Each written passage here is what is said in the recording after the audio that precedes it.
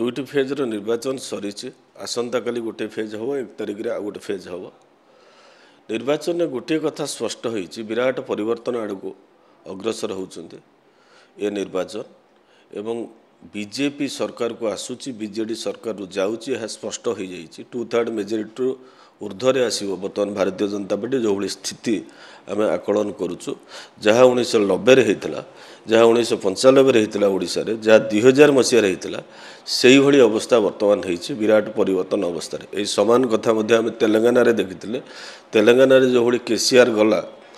ठीक एटी से बीजेडी जाऊँगी भारतीय जनता पार्टी सरकार आसूँ केसीआर जो कहते से कोई चिंता करते कहते मुझे 2/3 मेजोरिटी आसी बोली केसीआर का अवस्था जहाँ विजु जनता दल अवस्था ओडिशा से हाँ जाऊँ कहली 2000 मसीह जो भाई करेन्ट थिला कांग्रेस विरुद्ध एवं तार फायदा नहीं विजु जनता दल एवं ठीक से अवस्था अच्छी ओडिशा रे जितेबले अंतस्रोत चले से जना पड़े ना जी पावर थाए से आदौ जानीपे ना तो भोट सर केसीआर जो भाई जानिले करेन्ट लगिला ठीक विजु जनता दल नेता मानू से करेन्ट लगे निश्चित भाव राष्ट्रीय सभापति आमर प्रधानमंत्री हूँ गृहमंत्री हूँ एम आसिले आहरी एनकरेज हे वर्कर और 2 गुणा शक्ति मिल से भी